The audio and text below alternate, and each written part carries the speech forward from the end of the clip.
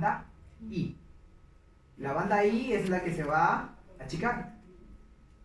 En cambio la banda A sigue siendo igual, porque te decía que era la distancia que había de un extremo de un filamento de miosina hacia el otro. Mira, acá sigue siendo lo mismo. Entonces, si te das cuenta de qué cosa es lo que se ha acercado, mira. Lo que está arriba, ¿qué cosa eran? Los filamentos de actina. Mira, acá están superpuestos, pero apenas nada más, uno sobre otro. Y acá, ya casi a la mitad están llegando, porque se ha contraído. ¿Ya? Se ha contraído. Entonces, eso ahí también te puede servir para histología. Entonces, por eso te digo, pone ahí banda A. La banda A es constante, lo puedes poner entre paréntesis. La banda A pones longitud constante. La banda A no varía. Pero la banda I Sí varía. Ajá, entonces le puedes poner inconstante, ¿no? Esa depende del estado del músculo, ¿no? Si está contraído o si está relajado. La banda I es inconstante y la banda A es constante. Es decir, no va a variar su longitud, ya esté relajado o ya esté contraído el músculo. Y bueno, los discos Z, que son discos nada más, no son bandas.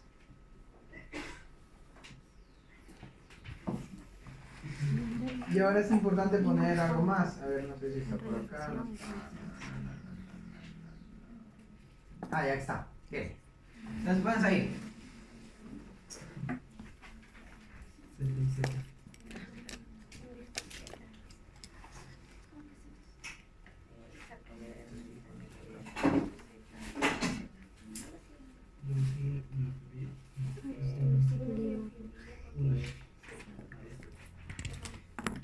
Ya pones ahí entonces la relación de superposición, la relación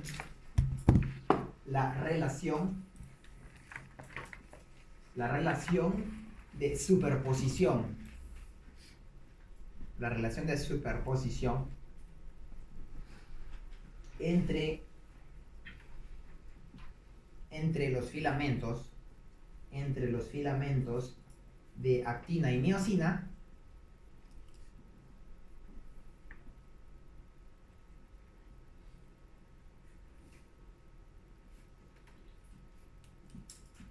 la relación de superposición entre filamentos de actina y miosina se mantiene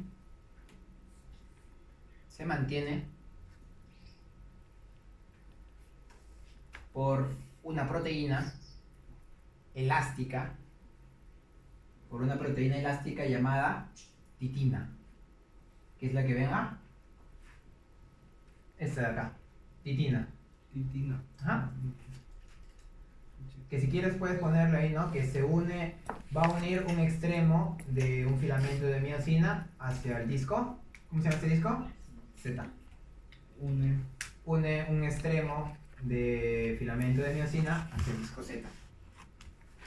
Entonces se dice que es la que va a mantener, se podría decir, el orden, ¿no? Lo ves ahí más o menos, o sea, lo ponen a manera de un resorte, así como un esquema, para que te des cuenta que es elástico. Y es el que va a mantener en su estado normal de superposición, de que no se muevan tampoco, es como que alguien que los va a fijar y los va a mantener en su lugar. Eso es lo que hace la titina. No significa que vaya a jalar, o sea, no va a participar la titina en la contracción, ojo, o sea, no es que ella vaya a jalar acá este filamento y lo vaya a acercar, no. Simplemente es la que lo mantiene ahí. Cuando se produce el proceso de contracción, te dije que se acercaba esto de aquí. Y como esto es elástico, la titina simplemente puede reducir su longitud. O sea, reduce su longitud, pero no por acción propia, simplemente porque hay una fuerza mayor que la hace disminuir su longitud. Que ahí vamos a ver justamente ese mecanismo, ¿ya? Pero eso es gracias a la acción de la miosina y la actina. Bien, entonces ya hemos visto la composición en sí de cada uno a manera molecular, digámoslo así. Entonces, estos acá, tanto la actina como la miosina, sin ellas pues el músculo no tendría razón de ser, ¿no? Porque es el que nos va a poder brindar lo que viene a ser la función principal de contracción y relajación. Entonces, ahora vamos a ver lo que viene a ser antes de hablar de eso. Entonces, mecanismo general de contracción muscular. Mecanismo general de contracción muscular.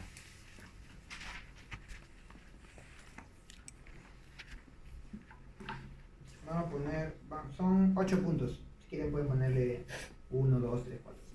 Son 8 procesos que se van a llevar.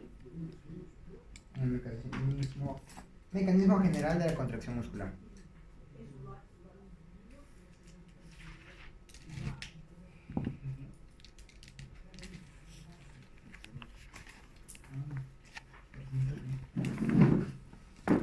Sí, número 1.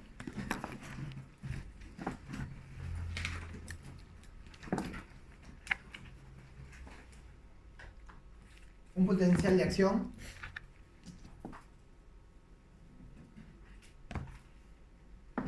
número 1. Un potencial de acción viaja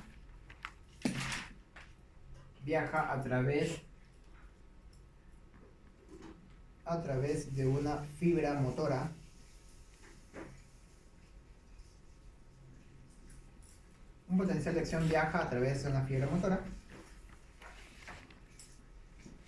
hasta sus terminales en las fibras musculares. Hasta sus terminales en las fibras musculares.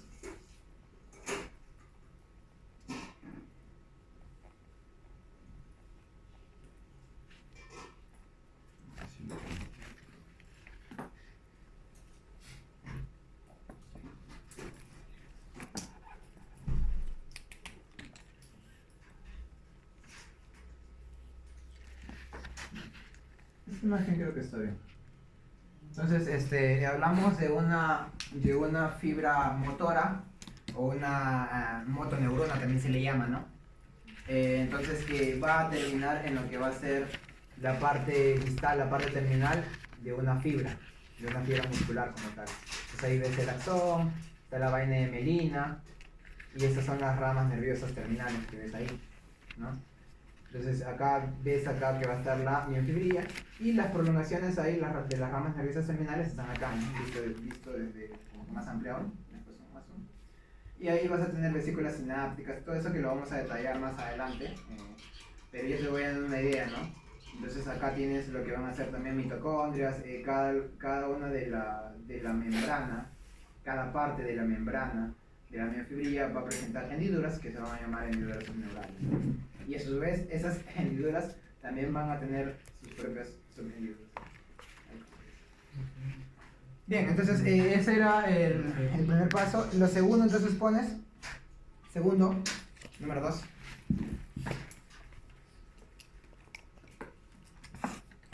En cada terminal,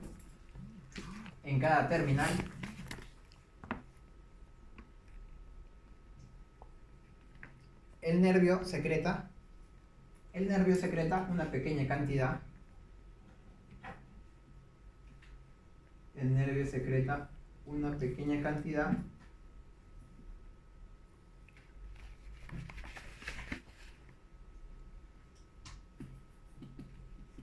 De acetilcolina. ¿Y qué cosa es la acetilcolina?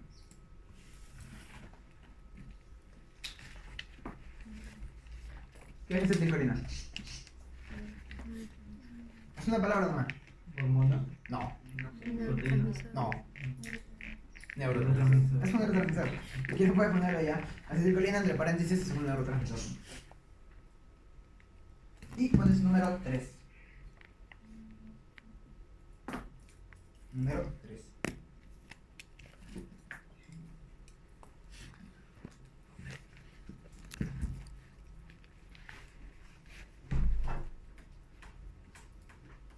Número 3. La acetilcolina, que si quieres puedes ponerle ya su, ¿cómo se llama? Su abreviatura es ACTH. Acetilcolina. ACTH.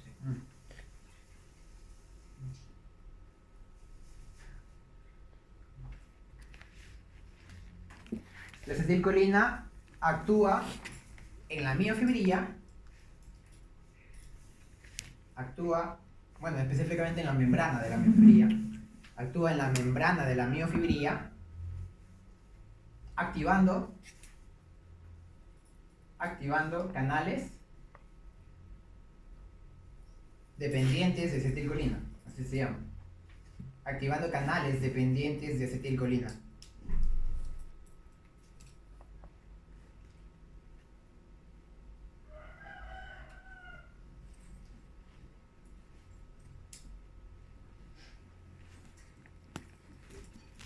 Coma, que a su vez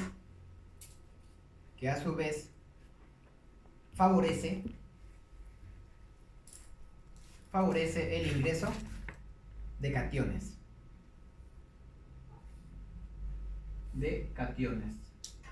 Entre paréntesis ponle solo dos cationes principalmente, son los que va a permitir que ingresen: sodio y calcio. Esa solamente le ponen su símbolo, nomás no saquen el sodio, calcio. Entre paréntesis, sodio, calcio. Número 4.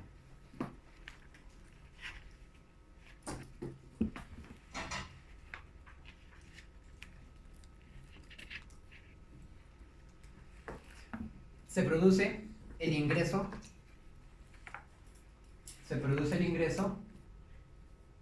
de sodio. Se produce el ingreso de sodio al interior de la célula.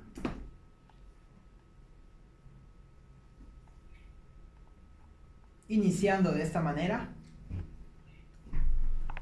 un potencial de acción.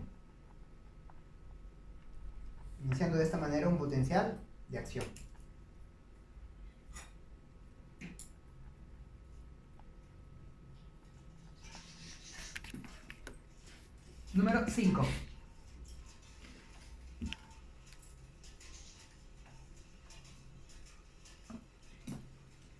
El potencial de acción viaja de la misma forma que lo hace en una fibra nerviosa. Para ya no estar redundando en todo, ¿no? Ya habíamos visto la vez pasada cómo se transmitía. Viaja de la misma forma que en una fibra nerviosa.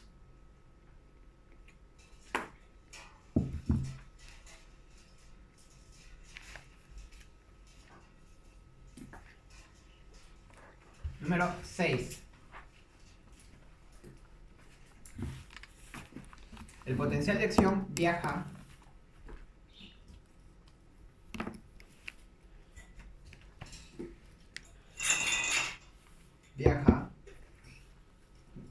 por toda la membrana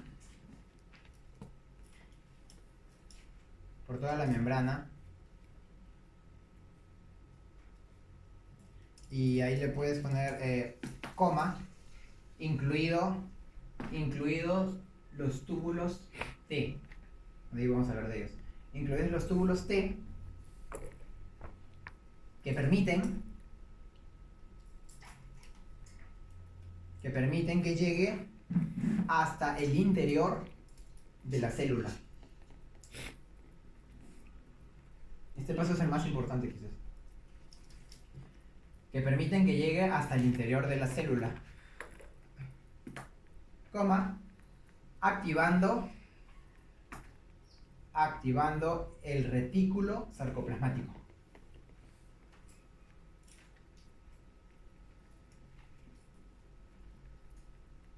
Activando el retículo sarcoplasmático para liberar, o para que libere grandes cantidades de calcio.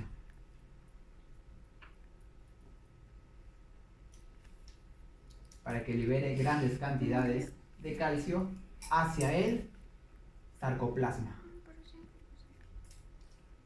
Así se llama, ¿no? No se llama protoplasma. Para que libere grandes cantidades de calcio hacia el sarcoplasma, que es el interior de la célula, ¿no?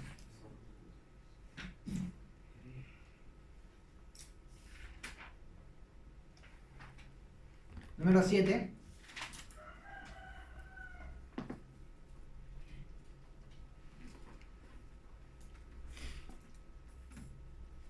Los iones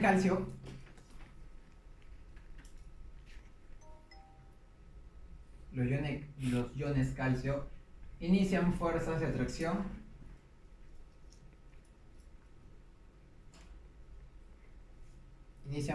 atracción entre los filamentos de actina y miosina. Los iones calcio generan fuerzas de fricción entre los filamentos de actina y miosina, generando con ello la contracción muscular. Generando con ello la contracción muscular.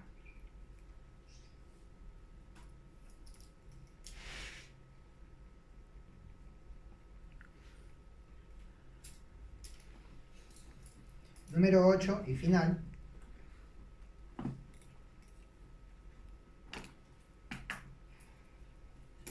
Número 8 y final.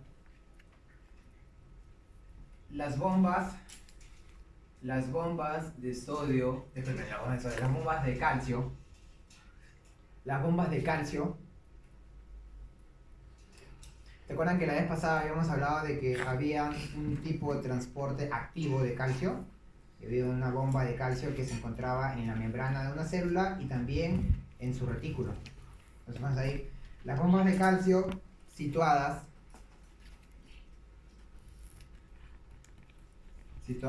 en la membrana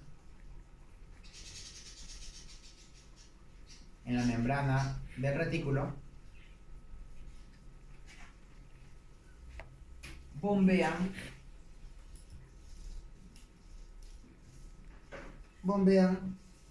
calcio hacia su interior.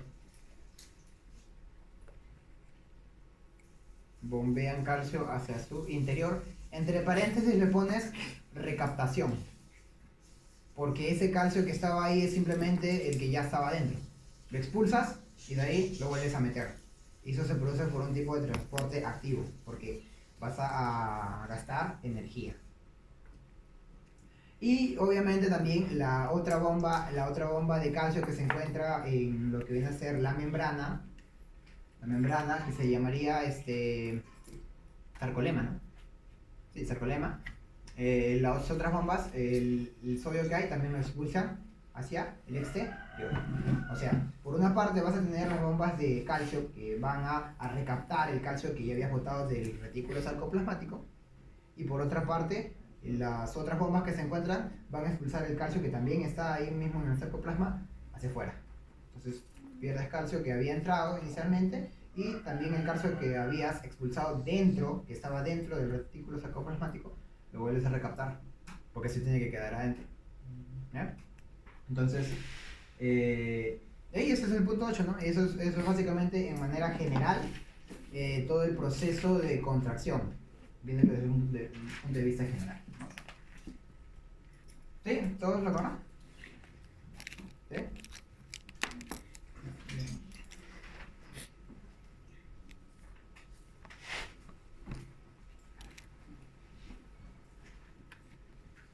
Bien, entonces, a ver, no sé si por acá hay...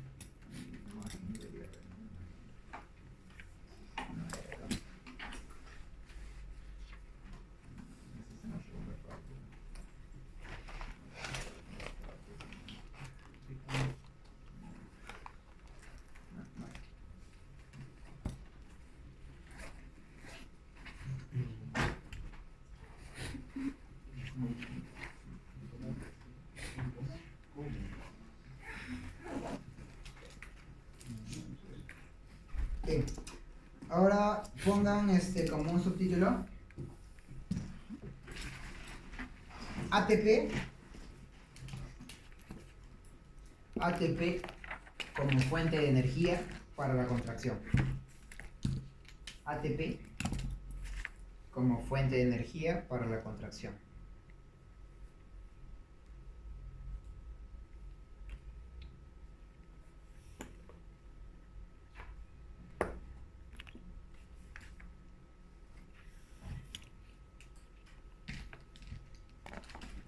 Y pones ahí entonces un punto, pones efecto FEN, F-E-N, efecto FEN, efecto FEN.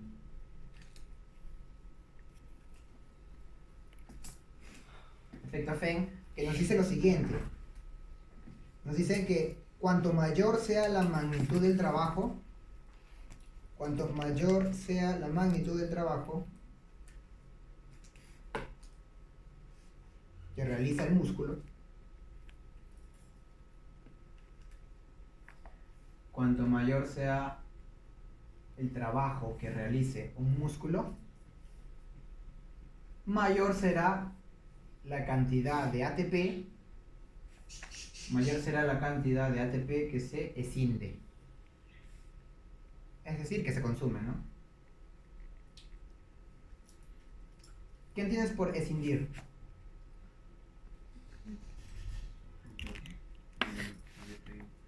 ¿Cómo? Claro. Claro, pero en términos generales simplemente escindir es cortar, es dividir, es separar. Entonces, el ATP, pues ya sabes que lo divides en una molécula de ATP y fosfato inorgánico, ¿no? ¿Escindes con H? Ah, ¿Con H? ESC. ESC y NDE, escindir, o escindir. Eso es lo que me dice entonces el efecto FEM, ¿no? El efecto FEM. Y nos ponen así ya, esto acá tiene 6 pasos. Vamos a poner ahí entonces, vamos a ponerle 6 pasos también en los cuales el ATP se va a utilizar y tiene relación con lo de ahí, con esta imagen. Entonces pones número 1. Ojo, lo que te estoy mencionando aquí es un postulado, o sea, no está, en el mismo libro le dice, no está como que demostrado, pero es una teoría y que más o menos trata de explicar cómo es que se utiliza el ATP. Entonces, número uno,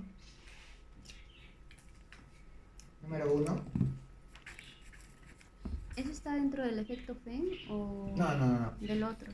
Claro, solamente es, o sea, cómo es que se cree que se va a utilizar el ATP.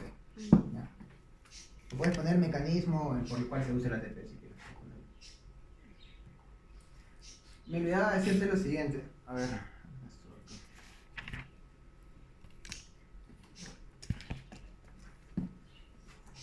A todo el conjunto de la cabeza con la cola se le va a llamar puentes cruzados, ¿ya? No te olvides de eso.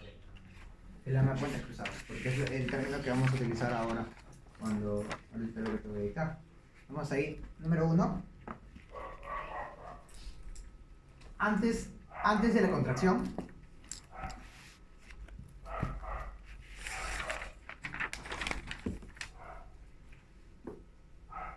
la contracción, las cabezas de los puentes cruzados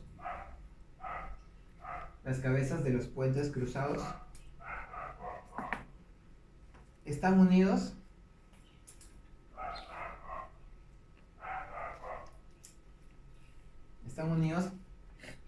al ATP.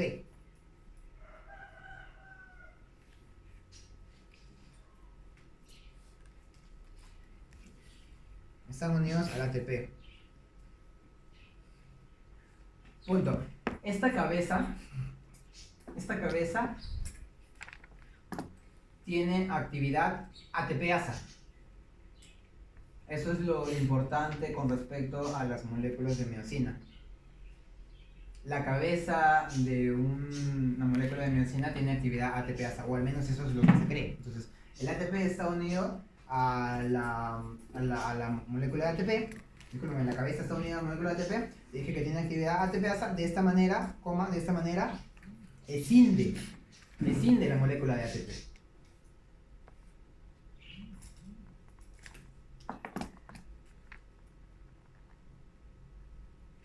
Escinde la molécula de ATP.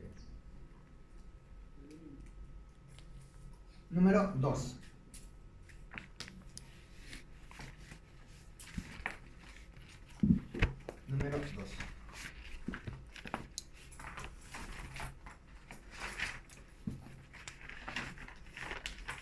Entonces, aquí es donde tengo que explicarles un poco más esto acá.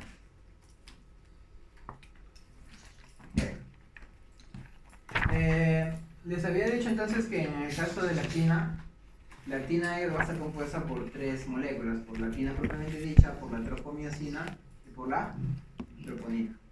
Y ves ahí que hay estos puntitos, ¿no? Puntos, que se llaman puntos activos. Ahora, estos puntos activos, como los ves acá también en la siguiente imagen, esos puntos activos se tienen que unir a las cabezas de miosina para que puedan hacer el proceso de contracción. El primer paso es que se puedan unir a esos puntos activos. Pero se dice que el complejo troponina-tropomiosina, cuando está unido a la actina, normalmente, es como que los tapa. Si bien es que ustedes están viendo que en los que vienen a ser los filamentos de actina están enrollados unos con otros, ¿no? La tropomiosina, la troponina que está acá, que son 3 moléculas, son 3 proteínas, complejo troponina. Pero la troponina unida, o sea, cuando se une con la tropomiosina, es como que inactiva esos puntos. Y la miosina no se puede unir a ella, porque la cabeza es la que se tiene que unir. Entonces, antes de poner el segundo paso, tendrías que poner entonces en lo que te había dicho hace un rato, de que tenía 3 moléculas, actina, tropomiosina y troponina, pero esta troponina, tienes que ponerle ahí como un asterisco abajo. Bueno, entonces la troponina, hay 3 tipos de troponina.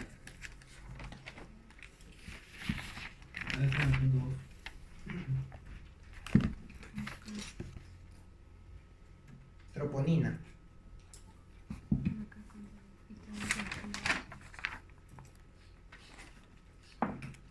Entonces pones ahí, va a haber 3 tipos, pones ahí 3 guiones. Troponina I,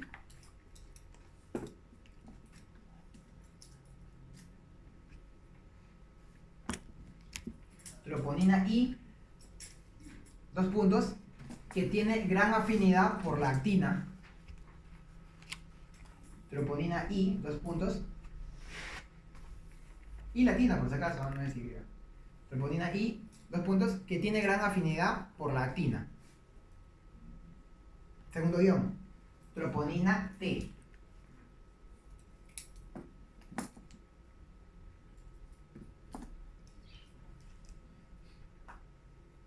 La troponina T va a tener gran afinidad por la tropomiosina.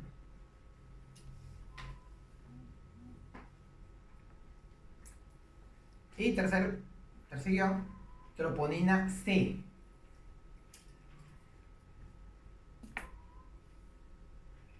Troponina C, que va a tener gran afinidad por los iones calcio.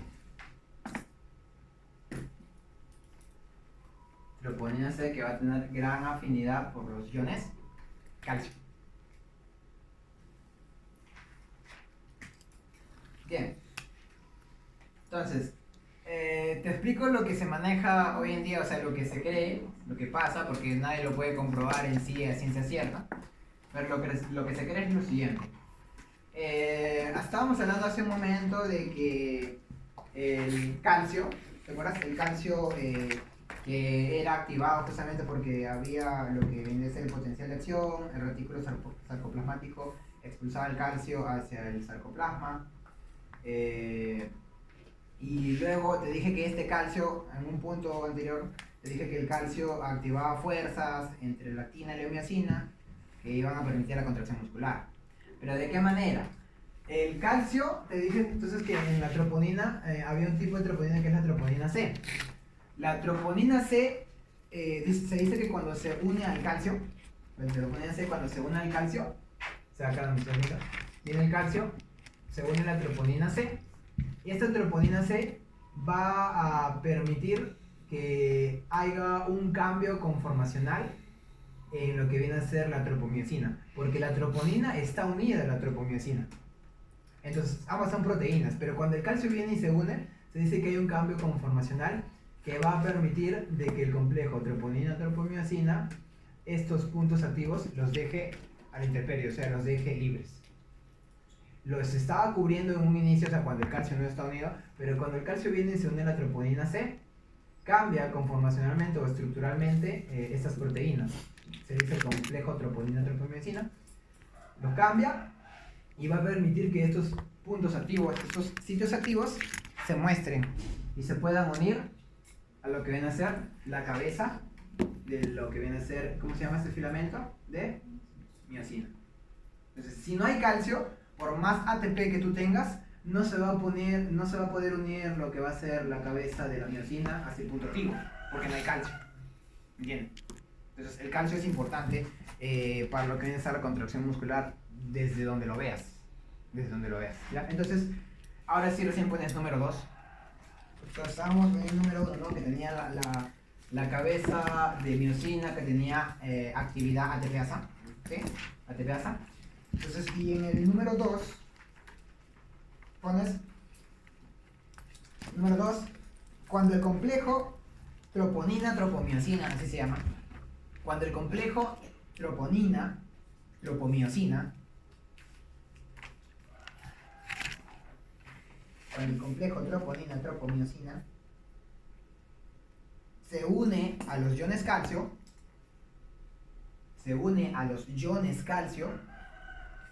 específicamente, ¿a quién se va a unir el calcio? A la troponina. Cuando el complejo troponina-tropomiosina se une a los iones calcio, quedan al descubierto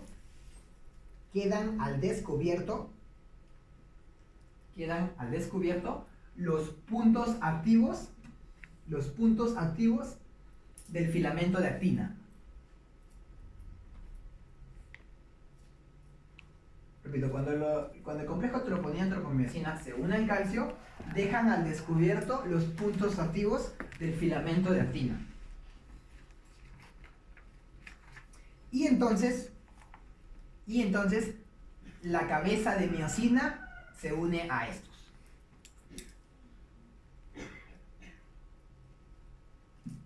Y entonces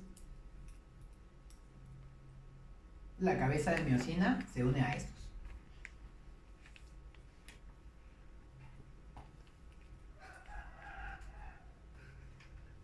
Bien.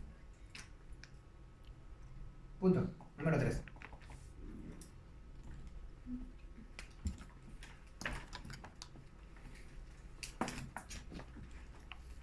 La unión. Número 3. La unión entre la cabeza de miosina y el sitio activo, o el punto activo.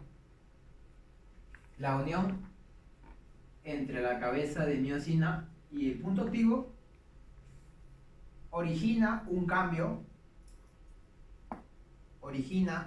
estructural.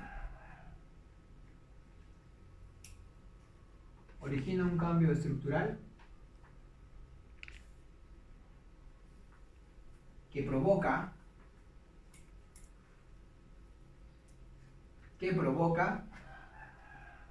que la cabeza de miosina se dirija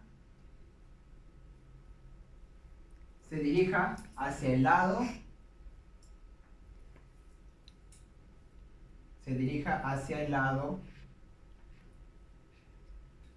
de su cola, o que se dirija en sentido de su cola. Y entre paréntesis pones, esto es lo que se le conoce como golpe activo.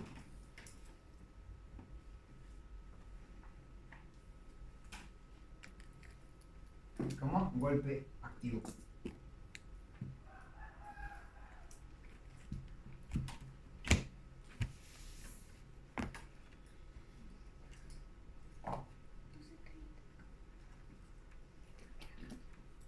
Pones ahí, entonces pones ahí ahora como un asterisco, pones golpe activo para poderte hablar un poquito más del golpe activo.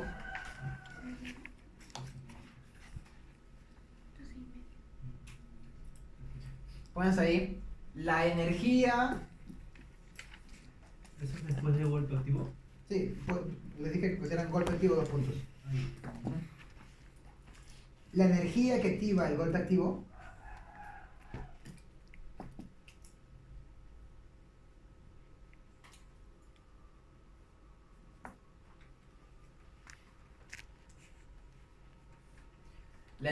que provoca el golpe activo es la energía almacenada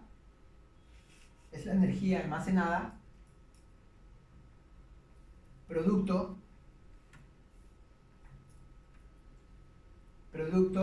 de que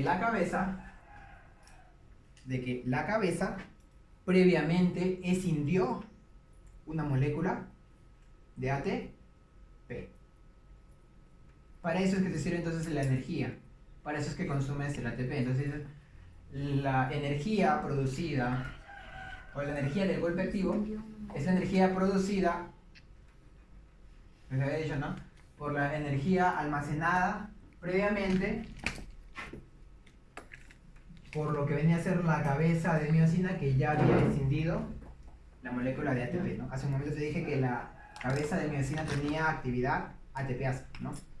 Entonces, si no se produciría tampoco esa energía, no tampoco se produciría el golpe activo como tal, o sea, la energía que requieres para que puedas hacer ese golpe activo. Entonces acá estamos viendo, ¿no? Bueno, son las bisagras que te dije que eran un poco elásticas, la cola, la cabeza, y esta cabeza se une al puente activo. Te dije que originaba un cambio conformacional que me iba a permitir de que esa cabeza migrara o se dirigiera hacia el lado de su cola, hacia ese lado. Y eso es lo que me va a permitir, si te das cuenta, que se pueda acercar lo que vienen a ser los filamentos de actina, porque por ahí hay otra actina, y por el otro lado también hay otra actina. Entonces al final se unen las actinas. Y lo que te está jalando vienen a ser todos los millones y millones y millones de moléculas de medicina que hay. Porque acá hay un montón de sitios activos, ¿no? Hay un montón de sitios activos. ¿Ves? Hay un montón de sitios activos que están unidos. Entonces cada una de estas cabecitas tiene que jalar hacia allá, hacia allá, hacia allá. Y van a aproximar estos filamentos de actina uno sobre otro. Y se van a superponer, como lo veíamos pues en el ejemplo que te ponían acá, ¿no? ¿Ves? Ahí. Está relajado. Y acá está contraído. Pero ¿quién ha jalado todo eso? Las cabezas de miosina. Y eso es lo que produjo de que lo que vienen a ser las bandas I prácticamente desaparecieran y solamente te quedara la banda Z. Y lo que me va a permitir de que los extremos de los filamentos de miosina se acerquen, prácticamente van a estar a la par con los discos Z. Eso también te lo menciona el libro. Y por eso te decía, ¿no? La importancia, ¿te acuerdas de la tinina? La tinina prácticamente también, si te dije que la tinina se unía de aquí a acá, prácticamente se ha reducido a lo máximo. Es como que agarras un resorte y lo vas a contraer o lo vas a comprimir por completo, ¿no? Entonces eso es lo que pasaba con la tinina. Y yo te dije por eso que la tinina no tenía que participar en el proceso de contracción. Quien lo hace en sí viene a ser la miosina y la actina, porque ambas tienen que trabajar juntas. Pero no serían nada si solamente vas a trabajar con energía y si no hubiera calcio. O también del otro lado no puedes decir, ya hay calcio, pero no hay energía. Todo va de la mano, ¿no? Tiene que haber ATP, tiene que haber, el complejo troponina-tropomiosina, tiene que haber calcio, tiene que haber los puntos activos, y la energía justamente que vas a obtener de la escisión de la molécula de ATP te va a permitir de que puedas hacer el golpe activo, ¿no? El golpe activo que estábamos viendo por acá. No, tableta. El golpe activo, ¿no? Bien. Estamos en el punto 3, ¿no? ¿Sí? ¿Punto 3? Ya, número 4 entonces.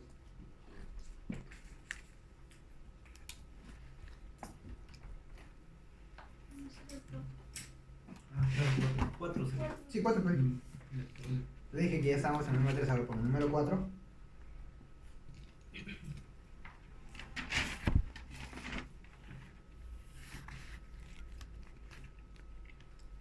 Entonces, pues número 4, una vez que se desplaza la cabeza,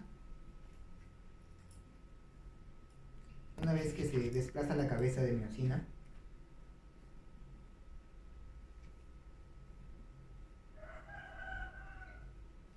se libera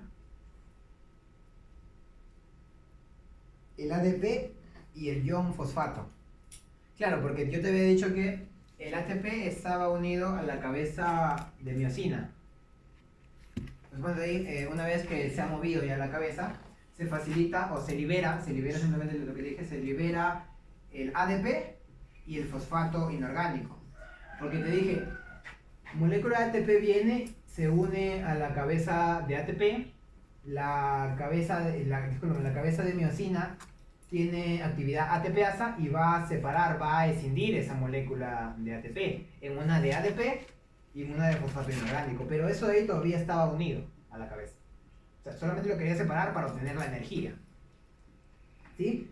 Y te mueves, ¿no? Ya te moviste ya hacia ese lado Pero una vez que te mueves a este lado, esa cabeza, como ya ha utilizado la energía, ya no requiero el ADP ni el fosfato inorgánico. ¿Qué hago? Lo boto. Ya no me interesa. Entonces, obtuve el beneficio y lo boto. ¿Y de ahí qué cosa entonces pones ahí? Pones ahí de esta manera,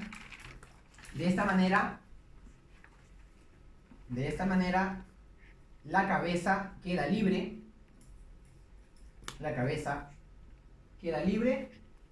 para poder unirse a otra molécula de ATP.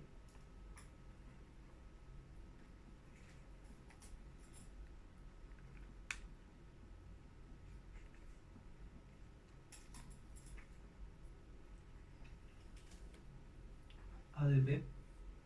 No, para unirse a otra molécula de ATP, porque la cabeza lo que busca siempre es ATP. Quiero ATP, lo utilizo, me contraigo, ya no te necesito, boto el ATP, boto el fosfato inorgánico y busco otra molécula de ATP que me lo va a brindar las mitocondrias, ¿no? Dame acá de nuevo, y entonces número 5 ya para finalizar simplemente, la cabeza de miosina unida al ATP,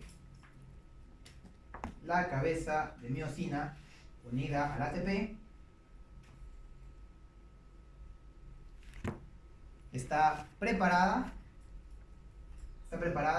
para iniciar otro ciclo. De contracción.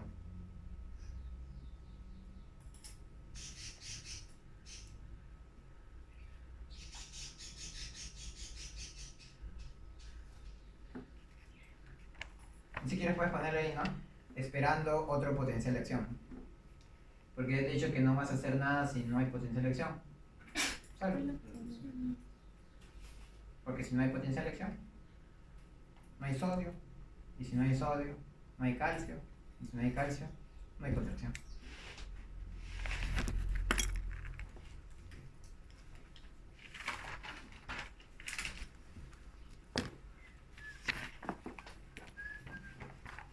¿Sí? Entonces, es lo que quería que me pudieran entender, más o menos haciendo un repaso de esto. Entonces ya habíamos visto lo que vendría a ser pues los fascículos musculares, que van a estar compuestos de fibras musculares. Estas fibras musculares, cada una de ellas va a tener abundantes miofibrillas, y estas miofibrillas van a estar compuestas, como les dije, de actina y miosina. Y más o menos ¿en qué cantidad? 1500 ¿para quién? Para la miosina. Hay más actina que miosina, no se olviden, ¿no? Entonces ahí tenemos lo que viene a ser pues la actina. Este es un filamento completo de actina y este es un filamento completo de miosina, pero este filamento de miosina a su vez está compuesto por varias moléculas de miosina, ¿no? Hay varios tipos obviamente, ¿no? Acá se están poniendo pues miosina ligera, que viene a ser la miosina que está conformada por meromiosina, ¿no? Meromiosina ligera, meromiosina pesada, que vendría a conformar la parte de la cabeza. No entro tanto en detalles en eso porque no es algo que te vayan a preguntar. Ya no estamos en, no estamos en bioquímica. No te va a venir en el examen, al menos nunca ha venido eso. Pero bueno, lo importante que tienes que tener es eso, ¿no? Entonces ya habíamos hablado de la tinina, que digamos la proteína que va a mantenerlas en su lugar, ¿no? Tanto a lo que viene a ser la relación que hay entre miosina y actina. Y habíamos dicho también entonces que, por acá, habíamos dicho que la miosina tenía pues la parte, ¿no?, de la cola, que estaba conformada por 2 cadenas pesadas y la cabeza por 4 cadenas ligeras, ¿no? Y cuando decíamos de los filamentos de actina, decíamos que esta iba a estar conformada por 3 moléculas, principalmente lo que viene a ser la F-actina o actina propiamente dicha, la tropomiosina, que están viéndolo acá con rojo puro, y lo que viene a ser la troponina, que estaba conformada a su vez por 3 proteínas, ¿no? ¿Cuáles eran? La troponina I, que era, claro, la troponina I, que era bastante afín, ¿a quién? A la actina, la troponina T, que era bastante afín a la tropomiosina, y la troponina C, que era bastante afín al calcio, ¿ya? Se dice inclusive que se podía unir hasta con 4 iones calcio, la troponina C. Entonces, Cuando el calcio viene y se une a esta troponina, el complejo troponina-tropomiosina, va a dejar libre estos puntos activos que estaban como que enmascarados por el complejo troponina-tropomiosina. Los deja libres para que estos puntos activos se puedan unir a lo que vienen a ser las cabezas de la miosina. Y obviamente también la miosina tenía actividad ATPasa para que cuando estas cabezas de miosina se unan a una molécula de ATP, esta la pueda separar en una de ADP y en una de fosfato inorgánico. Se unen los puntos activos y van a originar, como te dije, un cambio conformacional en la estructura de esas proteínas, que me va a permitir que pueda dirigirse hacia el lado de la cola. Pero para hacer eso necesito una energía, y esa energía la he obtenido previamente de haber escindido una molécula de ATP por esta cabecita de acá. Entonces voy hacia allá, eso es lo que se conoce como golpe activo, y de ahí, una vez que ha pasado eso, ya ahí sí se va a separar obviamente el punto activo y va a expulsar o va a dejar la molécula de ADP y de fosfato inorgánico que ya había utilizado. Ya no me sirve, la dejo libre. Y lo dejo libre justamente para darle paso a otra molécula de ATP, ¿no? Es como cuando terminas con tu enamorada y dejas el camino libre para el chico. Entonces, eso es lo que sucede, ¿no? Entonces ya, regreso a su lugar de nuevo. ¿Y qué cosa?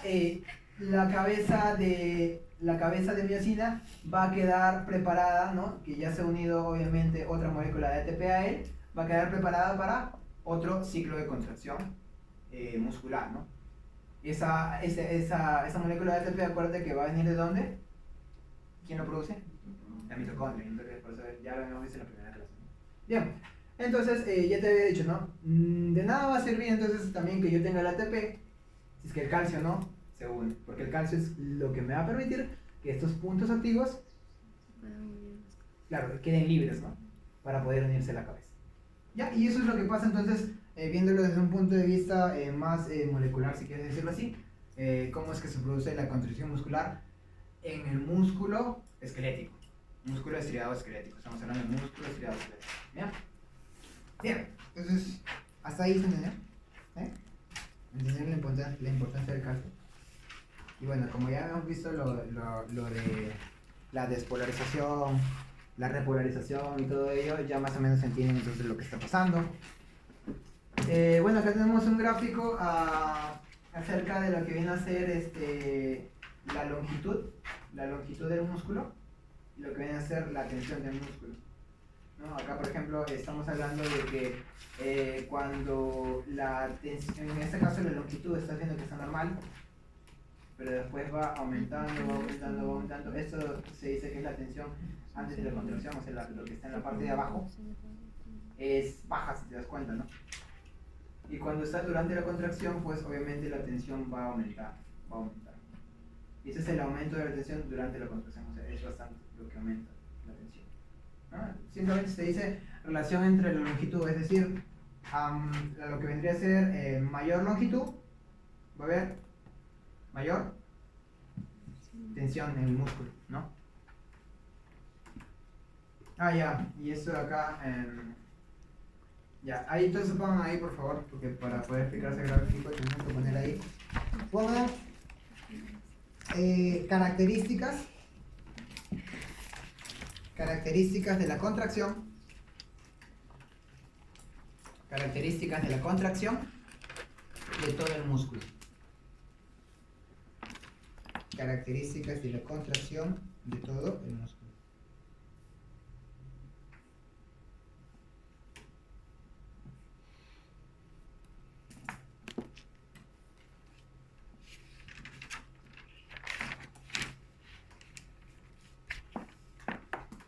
Los pones ahí. Van a ver principalmente dos tipos de contracción. Pones ahí, primera contracción o número 1. Contracción isométrica.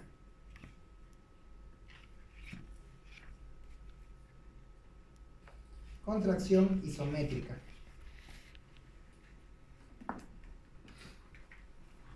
Pones ahí dos puntos. Es aquel tipo de contracción, o es aquella contracción que no acorta que no acorta la longitud del músculo.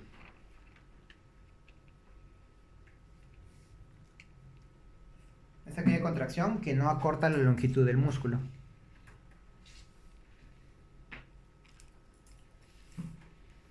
Número 2. Contracciones isotónicas.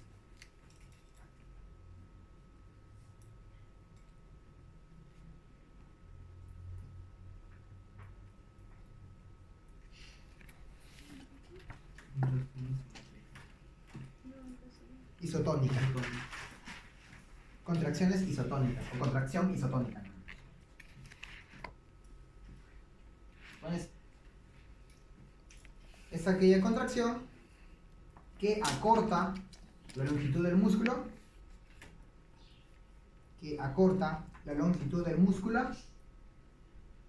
a una tensión constante.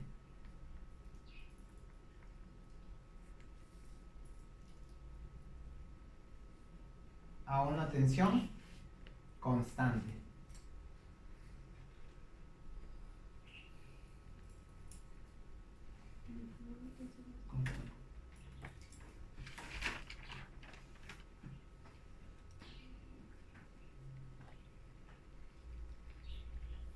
Entonces, sí existen esos dos tipos de contracciones, ¿no? Hablando del músculo en general, hay aquellos músculos que sí van a disminuir su longitud y hay otros que no. Principalmente cuando hablamos, por ejemplo, acá te están poniendo, en este ejemplo, te están poniendo solamente tipos de contracciones isométricas. Porque generalmente esto se va a ver en lo que vienen a ser músculos estriados, porque van a tener un punto de inserción y un punto de origen, como veíamos en anatomía. Entonces es muy difícil que vayas a cortar su longitud porque ya está unido el hueso, ¿no? Entonces es un tipo de contracción isométrica lo que van a hacer ellos, no isotónica. Isotónica quizás podría ser un poco más para lo que vienen a hacer quienes, músculo liso. Eso podría haber más para el músculo liso porque ellos se pueden alargarse o contraerse, ¿no? Eso es lo que vemos, por ejemplo, en lo que vienen a ser las arterias. Porque las arterias hablamos de vasodilatación cuando ha aumentado la luz o el calibre, y hablamos de cuando están comprimidas, ¿no? O vasoconstricción cuando han disminuido. Entonces ellas sí van a aumentar su diámetro o van a disminuir. Es un tipo de contracción isotónica. Pero generalmente el que tenemos cuando hablamos de músculo estriado es un tipo de contracción isométrica. Y acá en este caso nos están mostrando, hablan del periodo de latencia, en realidad como el periodo que va a haber entre el potencial de acción y la contracción muscular, o sea, en relación a eso. Entonces lo que nos damos cuenta es que, por ejemplo, acá está lo que viene a ser el tiempo, lo que viene a ser la fuerza de contracción. Entonces, por ejemplo, acá simplemente hablan de duración del tiempo de despolarización, que lo ponen así. ¿Te acuerdas de cuando hablamos del potencial en espiga? Que es cuando simplemente entraba lo que viene a ser rápidamente los canales de sodio, ¿te acuerdas? Canales rápidos de sodio, que se dice espiga porque así como sube también baja. Potencial en espiga. Entonces acá te está poniendo esto, que sería lo ideal, en comparación con, por ejemplo, el músculo ocular. Entonces el tiempo que va a demorar, o sea, el tiempo que va a demorar, por ejemplo, en milisegundos, vamos a poner pues que aproximadamente sean 30 milisegundos. 30 milisegundos va a ser lo que va a durar, ¿qué cosa? Su tiempo de contracción. En caso del músculo ocular. Pero por ejemplo, acá tenemos a los gastrocnemios. Gastrocnemio. ¿Cuáles eran los gastrocnemios? Los gemelos, no se cuenta. Eso es aquí. Entonces, generalmente su función de ellos era poder, ¿qué cosa? Elevar, ¿no? Elevar. Entonces, si te das cuenta, su tiempo de contracción es un poco mayor al del músculo ocular. Bueno, el músculo ocular, obviamente, si te das cuenta, su tiempo de contracción, si bien es cierto, dura menos, pero tiene sentido porque nuestros ojos, pues, ¿se mueven rápido o se mueven lentos? En realidad nuestros ojos están moviéndose, se puede decir, recuerdo que había dos tipos de mirada. Había un tipo de mirada inconsciente y otro tipo de mirada consciente. O sea, cuando nosotros, por ejemplo, cuando tú estás leyendo, cuando tú estás mirando algo o cuando estás mirando los ojos de ella, ¿no? Tus ojos están fijos, ¿no? Tus ojos están fijos, ¿no? Pero normalmente cuando estás yendo, por ejemplo, de viaje, ¿no? Y estás yendo ahí y está pasando todo. Tus ojos no se mantienen fijos en un solo lugar. Entonces el músculo ocular ayuda bastante a eso, entonces tiene que ser reacción rápida. Por eso es que el tiempo de contracción dura menos. No necesitas que el músculo ocular esté contraído por largo tiempo, ¿para qué? ¿No? En cambio, en el caso de los gastrocnemios, si dura más, mira, ya está llegando con 70 milisegundos, un poco más. Y en el caso del músculo sóleo, ¿cuál es el sóleo? Está junto con los gastrocnemios, por acá también, ¿no? El músculo sóleo. Y ese músculo, su principal función es simplemente que va a aguantar peso. Va a aguantar peso. O sea, de los gastrocnemios más que todo es, claro, elevar, ¿no? Permitir que pueda saltar, pero el sóleo más que todo es de soporte. Como de soporte tiene que estar más contraído de lo normal. O sea, el tiempo, mira, 200 milisegundos prácticamente en el músculo sóleo. Entonces, el tiempo en el cual un músculo va a estar contraído va a depender mucho de su función, va a depender mucho también de su posición anatómica, de qué lugar está ocupado en tu cuerpo. Entonces, por eso yo les decía que no en todas las células se va a cumplir exactamente cuando hablamos, no sé, de valores o de tiempo exactamente, porque en todas las células, si te das cuenta, no es igual. Si bien es cierto, todos son músculos, pero no todos van a tener el mismo tiempo. Entonces, eso depende, ¿no? Pero la secuencia, o sea, lo que está ocurriendo, lo que hemos aprendido, eso sí se va a repetir entonces. De que todos necesitamos un potencial de acción, de que todos requerimos de que el retículo sarcoplasmático pueda liberar los iones calcio y los sitios activos, todo eso sí se cumple, pero no al mismo tiempo. ¿Ya? Bien. Bien, entonces ahora pongan ahí, para explicar eso ahí también. Sí, acá está. Pongan ahí sumación de fibras múltiples. Sumación de fibras múltiples.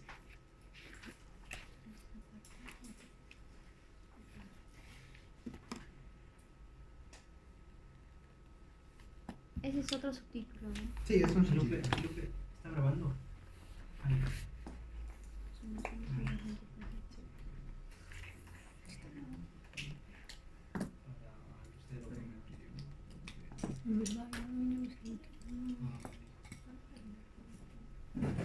Sumación de fibras múltiples.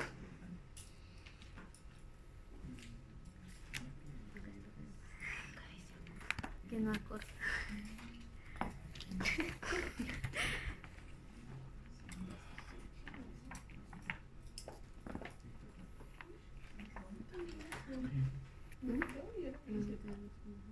Bueno, entonces cuando el sistema nervioso envía señales débiles,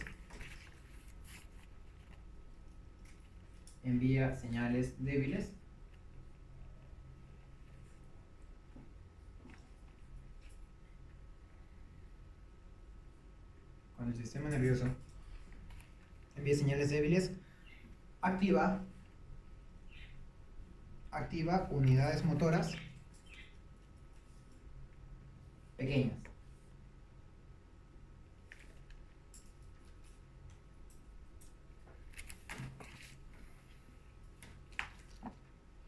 Y a medida que va aumentando la intensidad de las señales, o puedes poner, y a medida que aumenta su intensidad, empieza a activar unidades motoras mayores.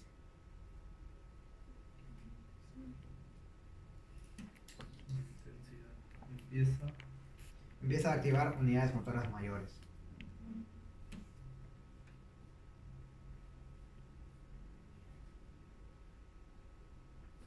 Punto. Este fenómeno se conoce como principio de tamaño. Este fenómeno se conoce como principio de tamaño.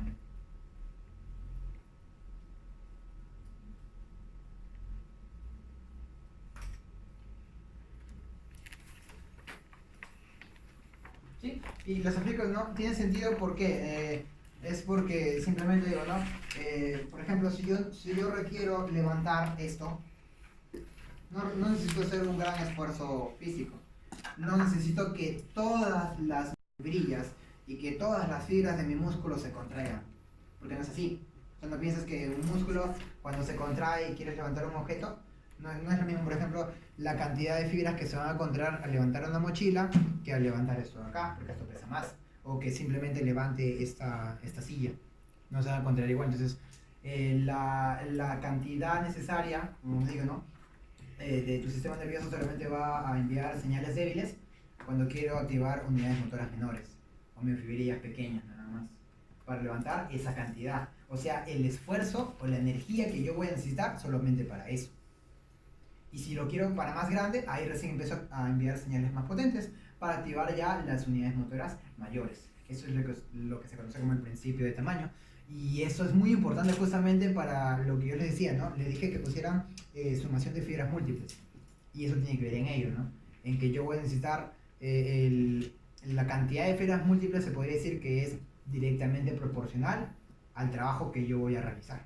A mayor trabajo, ya sabíamos que sí, era mayor cantidad de ATP que se gastaba, pero el principio de tamaño me va a decir que pues a mayor impulso eléctrico, o a mayor, claro, mayor impulso eléctrico, mayor unidades motoras mayores se van a activar.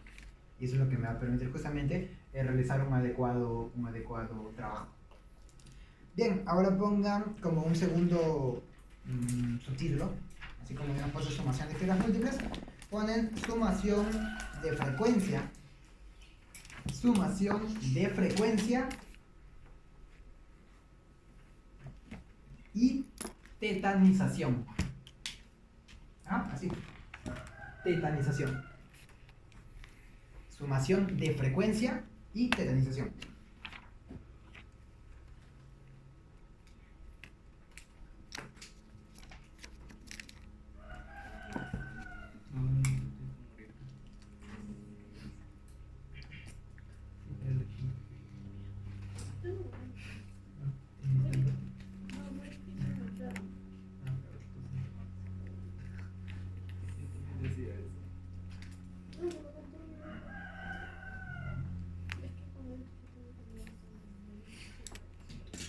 Pueden ser entonces, a medida que aumenta la frecuencia,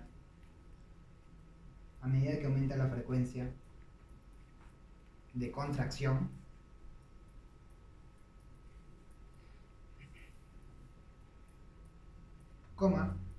se llega al punto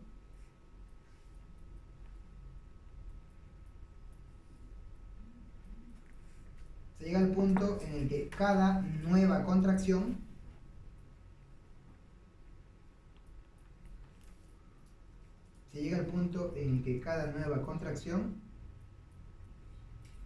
se produce antes de que haya finalizado la anterior.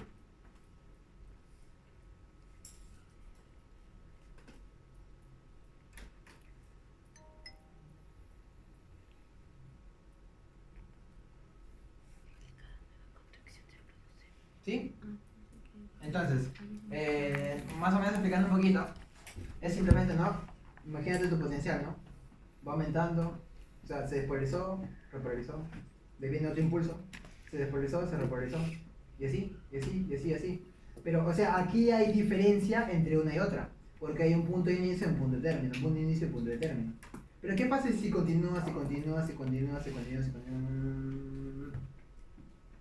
Cuando llegas a un punto crítico, en el cual ya no hay diferencia entre un inicio de una contracción y otro, a eso se le va a llamar tetanización. O sea, quiere decir cuando la contracción es sostenida. Es como que empieza. Pero si te das cuenta, ojo, quiero que te des cuenta de esto. Esta es la frecuencia de estimulación que hay. Y esto es la fuerza de contracción muscular. Pero date cuenta de algo. Cuando ya llegas a la tetanización, ahorita vamos a poner el concepto de tetanización. Por más frecuencia de estimulación que tú le metas, ya no va a aumentar ¿qué cosa? La fuerza de contracción. Porque esto acá tiene un tope. Así como te acuerdas cuando lo que vimos de difusión simple y difusión facilitada. Por más gradiente que tú le metas ya no iba a pasar más. Eso también tiene un punto de superación. Porque son células. No somos seres infinitos para que, sí, le vamos a meter, las señales nerviosas le van a meter más impulso y vas a tener una mayor fuerza de contracción. Entonces, pucha, ¿qué seríamos? Seríamos Superman. Porque tu fuerza de contracción sería infinita, ¿no? Una super fuerza, ¿no? No sucede eso, pues. No sucede eso. Entonces, puedes ir. Cuando la frecuencia alcanza un nivel crítico, cuando la frecuencia alcanza un nivel crítico,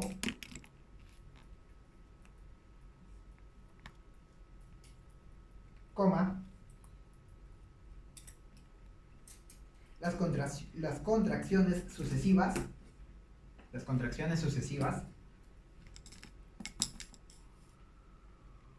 se hacen tan rápidas que se fusionan entre sí. Repito, cuando alcanzan un nivel crítico, las contracciones sucesivas finalmente se hacen tan rápidas que se fusionan entre sí.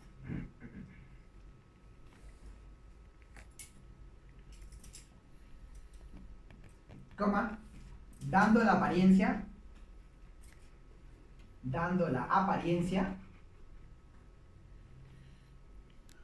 de una contracción continua.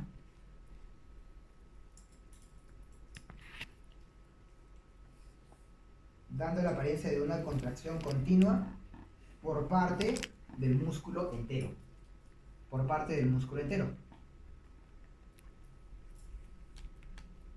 Punto. A este proceso se le conoce como tetanización.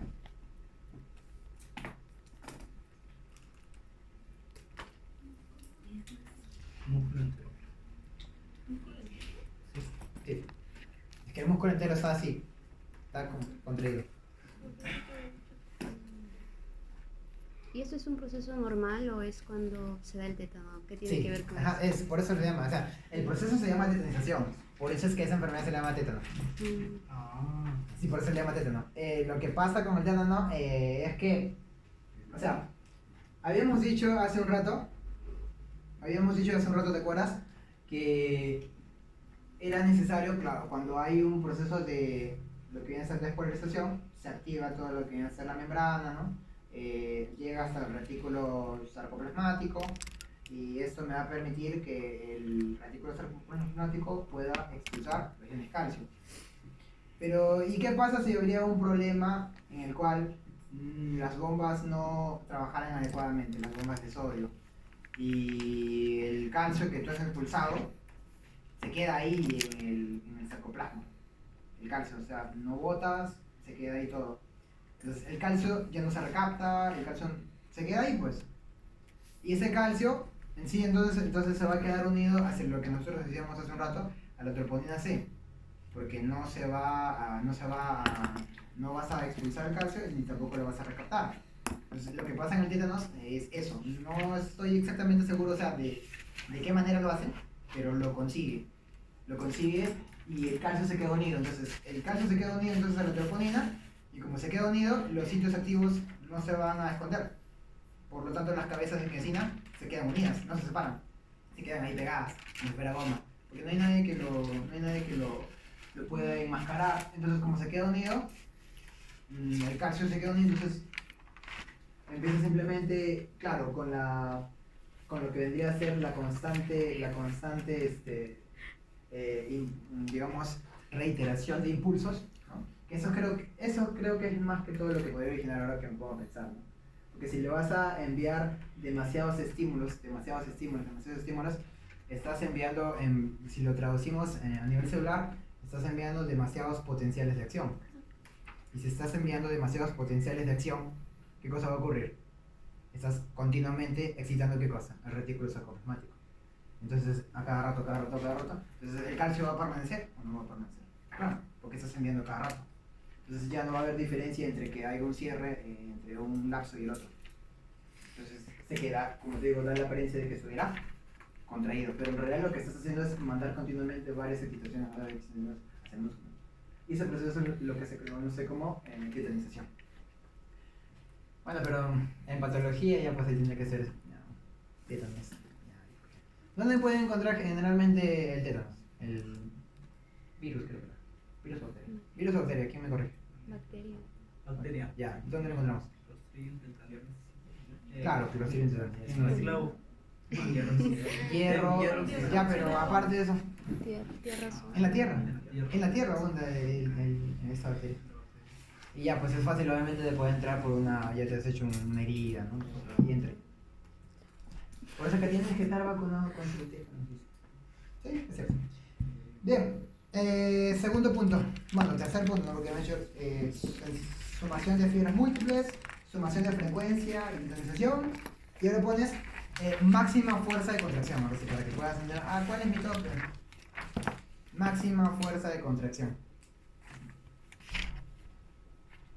Máxima fuerza de contracción.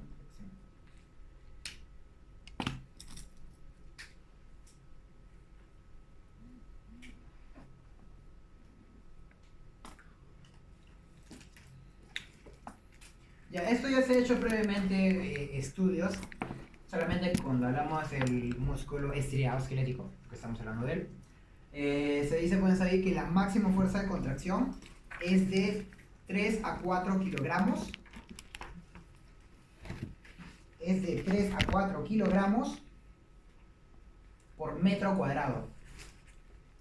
Discúlpeme, por metro cuadrado, por centímetro cuadrado. La máxima fuerza de contracción es de 3 a 4 kilogramos por centímetro cuadrado de músculo. Por centímetro cuadrado de músculo. Entonces, por ejemplo, acá te ponen un ejemplo, ¿no? Dice, por ejemplo, te ponen el cuádriceps, ¿no? El cuádriceps, ¿no? El cuádriceps dice que aproximadamente tiene una superficie de 100 metros cuadrados. Entonces, te pregunto, si es 100 metros cuadrados, aproximadamente ¿cuánto le pondrías que vendría a ser tu fuerza de contracción? ¿Ah? 360 más o menos, ¿no? Porque te he dicho justamente de 3 a 4 kilogramos por centímetro. Entonces están dentro de ese intervalo. 360 kilogramos, que si lo lleváramos a newtons en fuerza, ¿cuánto sería? 26. ¿Ah?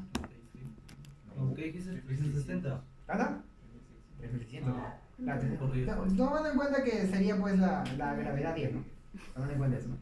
Entonces es una fuerza bastante grande, ¿no? Es por eso que se dice, ¿no? Te ponen ahí, por eso es que no es de extrañarse que los músculos tengan la fuerza necesaria para lograr de que un tendón pueda desinsertarse, se puede decir, ¿no? En su lugar de inserción. Entonces, el tendón de la rótula, ojalá. Es fácil que entonces que se pueda salir de su lugar de inserción.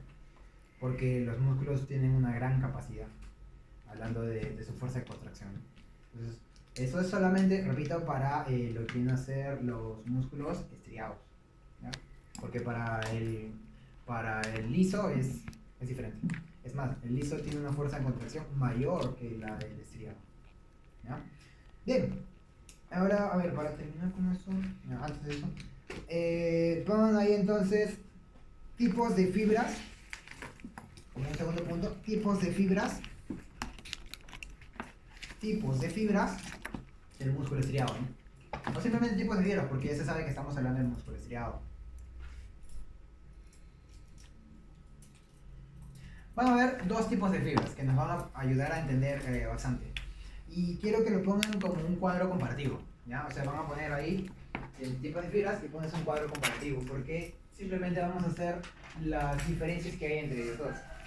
Entonces vas a poner ahí un tipo de fibras, son las llamadas fibras,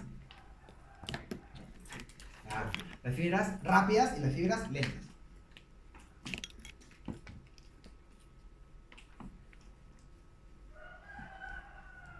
Entonces, fibras rápidas, entre comillas, discúlpame, entre paréntesis, le pones tipo 2, coma, o también llamadas músculo blanco. Las de tipo rápido, ¿no? Fibras rápidas. Entre paréntesis, tipo 2, coma, músculo blanco. Así también se le conoce a las fibras rápidas, ¿ya? Músculo blanco. Entonces cada una de ellas va a tener 5 características, ¿ya? Cada una de ellas va a tener 5 características. Número 1. Vamos a hablar solo entonces de las fibras rápidas, ¿ya? Número 1. Pones ahí entonces de las fibras rápidas, pones son grandes para obtener una gran fuerza de contracción. Son grandes son grandes, para obtener una gran fuerza de contracción.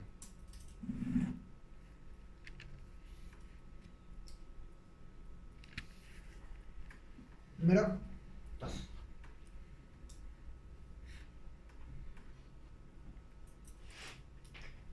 Posee un retículo sarcoplasmático extenso. No te olvides que el retículo sarcoplasmático es un tipo de retículo endoplasmático especializado, nada más. O sea, es el retículo endoplasmático, ¿no?, que nosotros tenemos en nuestras células, pero este se llama sarcoplasmático porque está especializado solamente en lo que vienen a ser las fibras musculares, ¿ya? Entonces, posee un retículo sarcoplasmático extenso para una liberación rápida de iones calcio. Para una liberación rápida de iones calcio.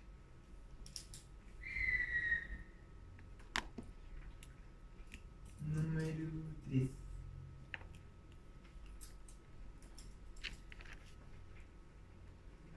Poseen grandes cantidades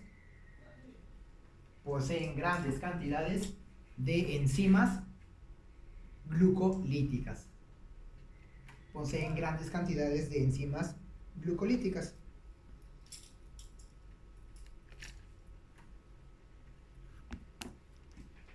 ¿Para la liberación de qué? O bueno, para la obtención de qué, mejor dicho.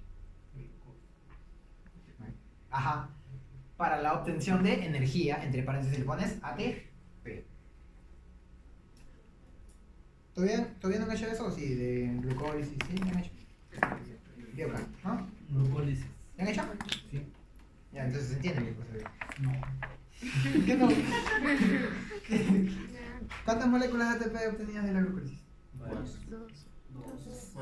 Eran 4, pero 2.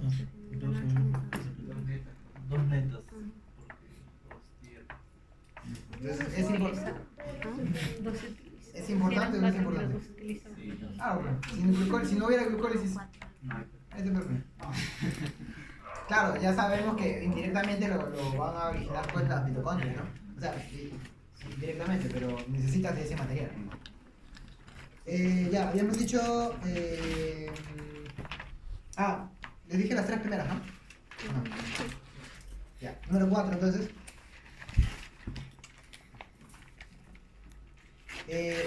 Tienen una vascularización.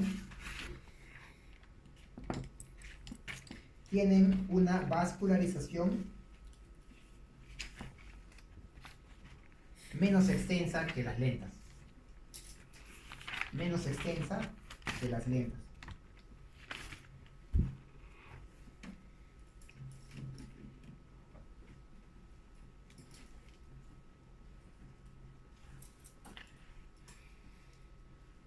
Número 5.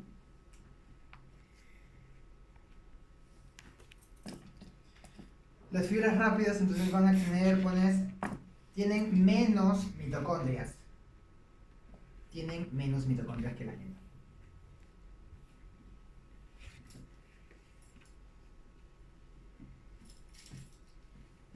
Y bueno, también deberías ponerle, como algo más ahí agregado, la cantidad de mioglobina, pones ahí. La cantidad de mioglobina está disminuida.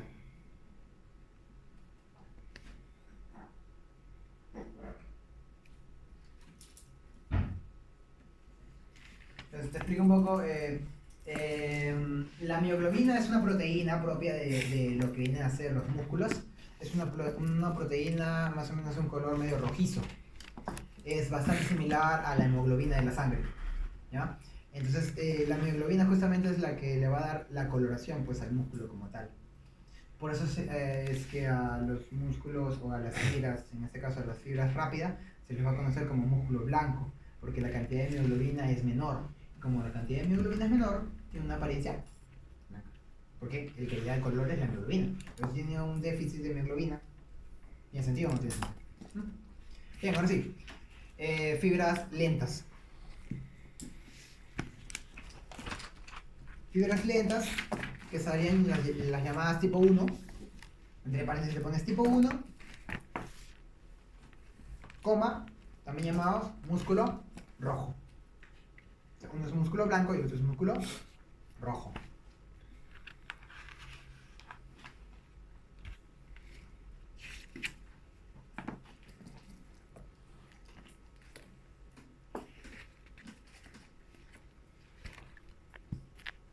Número 1 entonces. Entonces en volumen van a ser menores, pones ahí, son más pequeñas que las fibras rápidas. Son más pequeñas que las fibras rápidas. Número 2.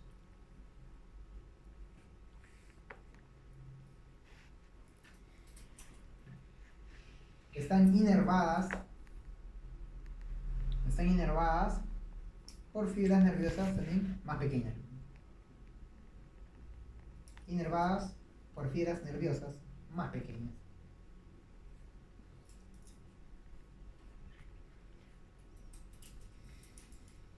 Número 3. Poseen un sistema de vascularización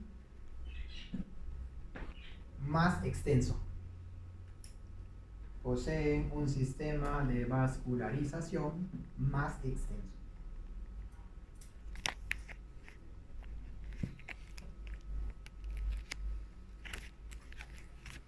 1, 2, 3. 4. Número 4.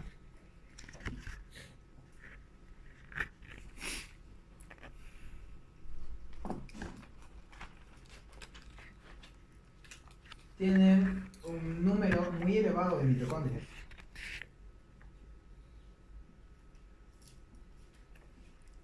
Tienen un número muy elevado de mitocondrias.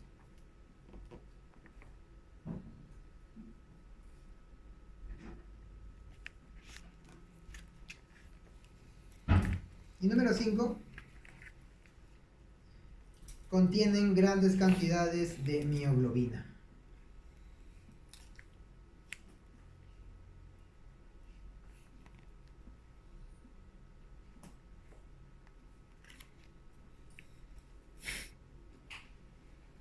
Por eso se conoce como músculo rojo. Entonces, ten en cuenta que la mioglobina, te digo que es bastante similar a la hemoglobina, porque al igual que la hemoglobina, la mioglobina también va a contener hierro. Y si contiene hierro, entonces también va a poder estar unida al oxígeno. Es decir, el oxígeno, así como también se une a la hemoglobina en sangre, en el músculo el oxígeno se une a la mioglobina. La mioglobina atrapa el oxígeno. ¿Y a quién se lo va a brindar? A las mitocondrias, para que puedan realizar el proceso pues, de glucólisis y todo lo demás, ¿no? Entonces, y como te dije, tiene una mayor cantidad de mioglobina y por ende pues su coloración va a ser más rojiza, ¿no? Pregunto, a ver si la sacas un poco, ¿cuál de las dos fibras crees que va a tener un metabolismo más acelerado? ¿Ah? ¿Por qué? Ya, sí, también, claro. Pero por algo más.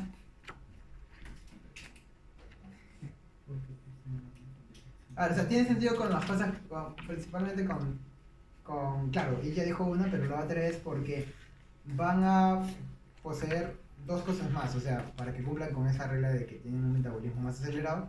Uno, que tienen un sistema de vascularización más extenso. Como tengo un sistema de vascularización, soy más irrigado, ¿qué me va a llegar más? Ya sangre y con ello oxígeno. Entonces, y me llega bastante oxígeno. ¿Y qué más tengo en abundancia? Mitocondrias. Tengo bastantes mitocondrias, tengo bastante oxígeno. Voy a demandar más entonces. Entonces, tiene sentido. Entonces, en el caso de las blancas van a tener un metabolismo más acelerado. O sea, la demanda es mayor. Tiene menos mitocondrias. ¿Dónde? Fibras rápidas. Y menos vascularización. Fibras rápidas. Claro, las fibras rápidas, así yo estaba hablando de las disculpa. Las Sí. lentas. Entonces serían las lentas. Las lentas. Sí, ajá, o sea, tienen su demanda es, o sea, consumen más. Por eso es que requieren mayor vascularización. En cambio, las otras requieren menos, por eso es que no requiero tantas mitocondrias.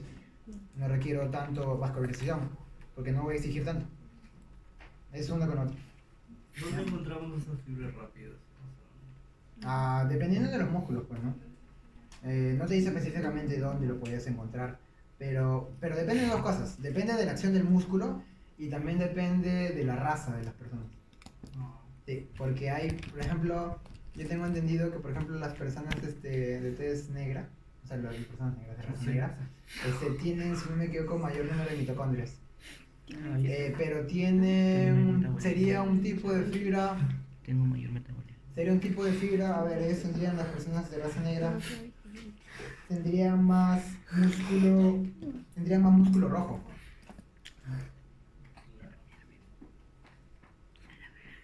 Es claro, el músculo rojo, a ver, es el que tiene, mayor número de mitocondrias. Ajá. Sí, está bien. El invernal. Bien, ya hablamos de eso. Bien. Ahora entonces como otro subtítulo, entonces ponen ahora tono del músculo esquelético. Como un break. Ya solo, pero hay que hablar solo del tono muscular ya. ¿Cómo? ¿Qué Tono muscular. Ay, ¿qué estás durmiendo? Tono del músculo esquelético, o tono muscular si quieres. Tono del músculo esquelético.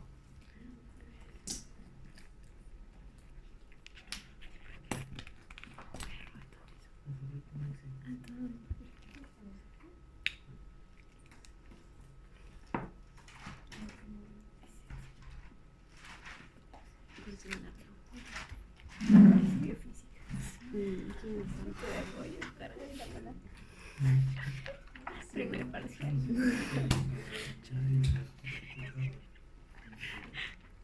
Entonces, cuando el músculo no está contraído,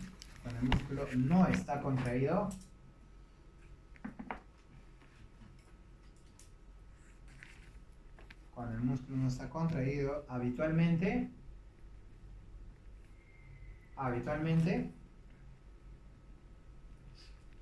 hay una cierta cantidad de tensión. Cierta cantidad de tensión. ¿Qué se debe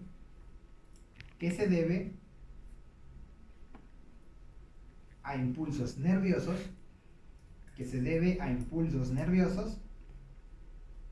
De baja frecuencia o de baja intensidad, si quieres decir. De baja frecuencia procedentes de la médula espinal.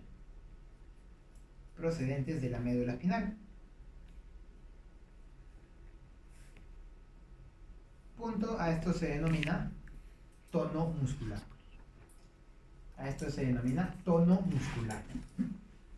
Y eso es un poco para que vayan entendiendo, por ejemplo, cuando lleven semio, porque en semio cuando hacen inspección física, también hay algunos doctores que ya pues como que lo buscan rebuscadito, ¿no? Y dicen, evalúa el tono muscular. Y dices, ¿cómo evalúa el tono muscular?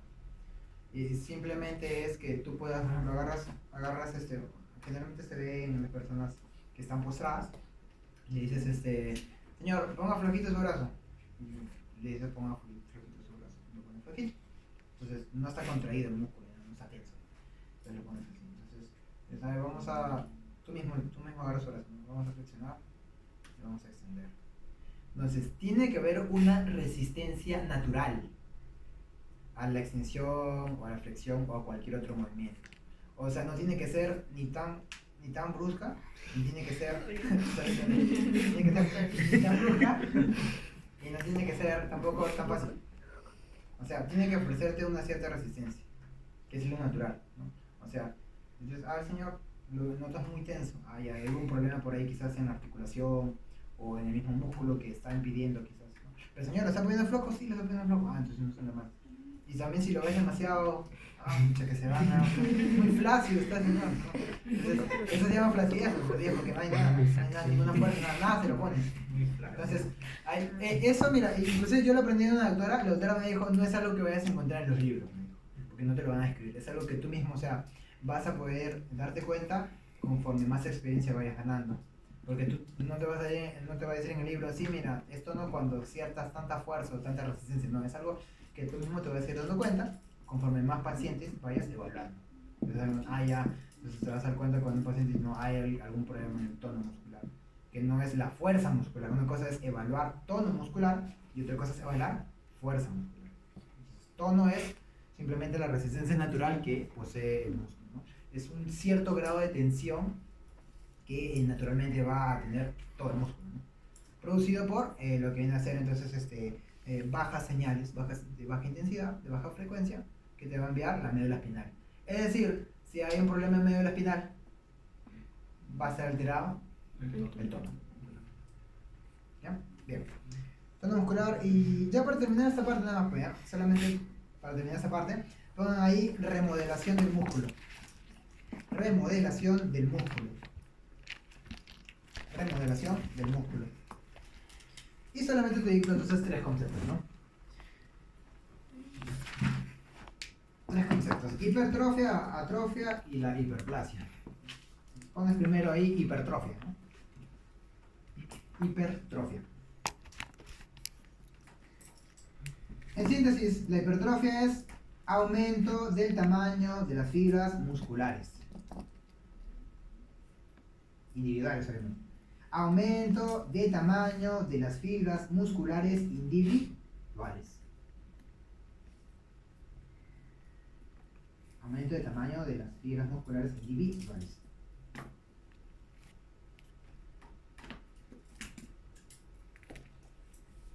¿Qué más te dije? Atrofia, ¿no? Ya, pues atrofia.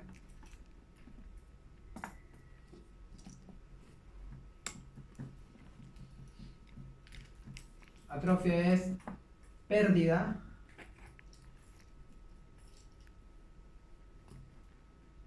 del volumen y masa muscular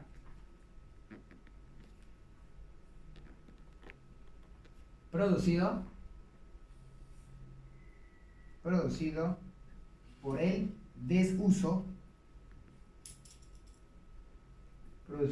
desuso de sus miofibrillas, ¿sí? De sus miofibrillas o de sus fibras musculares, si quieres. Pero al final estás hablando de, en realidad estamos hablando molecularmente por el desuso pues, de la actina y la miosina, ¿no? No se usa. Se dice más o menos igualmente, ¿no? O sea, no es como que hoy sí lo he comprobado científicamente, pero acá el libro lo menciona que se dice que así como la piel, ¿no? En nuestros músculos también constantemente hay degradación de proteínas, pero también hay sustitución por proteínas nuevas. Ya sabemos que eso lo produce, ¿cómo se llama? Los ribosomas, ¿no? Que producen más proteínas, etcétera, etcétera. Pero se dice que cuando un músculo está en desuso, o sea, no cumple con su función, la velocidad de destrucción supera a la velocidad de reposición de proteínas. Es decir, que la mioglobina, la actina, la medicina, todas ellas son proteínas. Entonces, si se aumenta la velocidad de destrucción, al final pues vas a quedar sin actina ni medicina, y por ende no vas a poder realizar ninguna función porque no hay nada que te permita hacerlo, ¿no? Puedes poner ahí como quizás un plus, ¿no? Con respecto a la atrofia, ¿no? Puedes poner ahí la denervación muscular. La denervación muscular. Inervación cuando le está llegando. Denervación no le llega ningún impulso nervioso, ya sea por lesión, ya sea por cualquier otro factor. La cosa es que no le está llegando. La denervación muscular provoca una rápida atrofia. La denervación muscular provoca una rápida atrofia. Y le pones ahí. Si la inervación del músculo se restaura rápidamente, si la inervación del músculo te restaura rápidamente, se puede producir la recuperación completa, se puede producir la recuperación completa de la función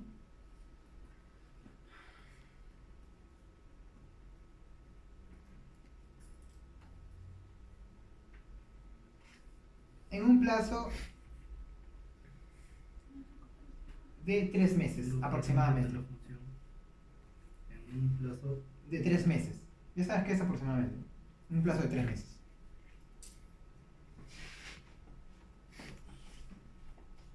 Pones. Y si no se produce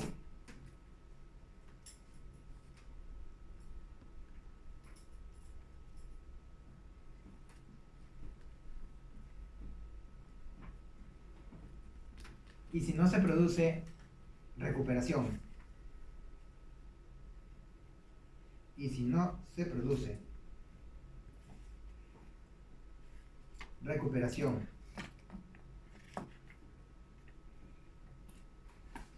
en un plazo de 1 a 2 años,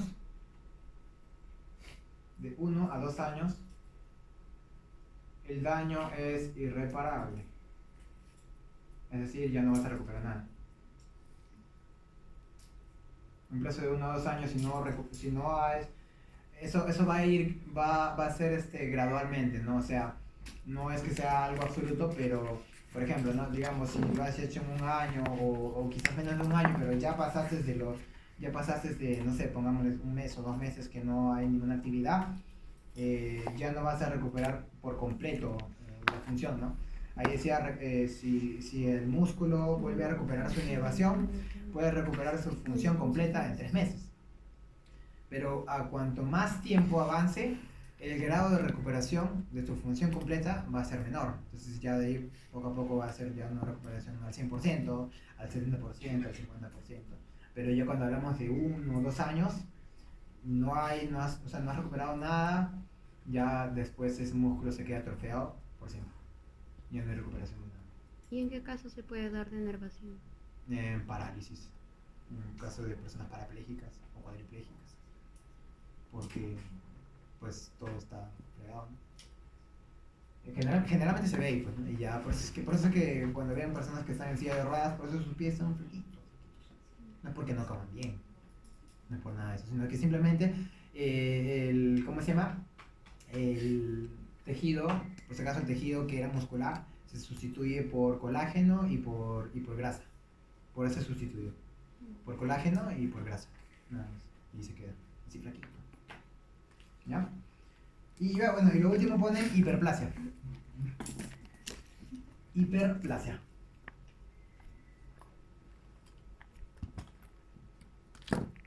Aumento real del número de fibras celulares. O número de fibras musculares, mejor dicho. Aumento real del número de fibras musculares.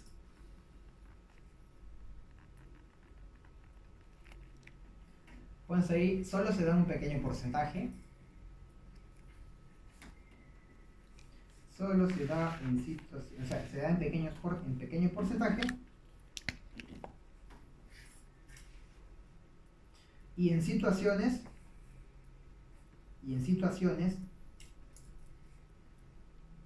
que generen extrema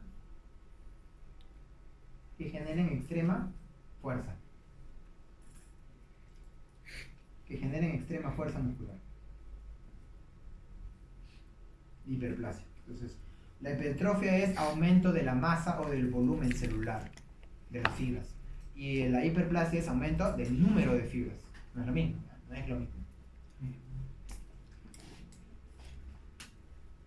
¿Ya? Ya está. Ahora sí.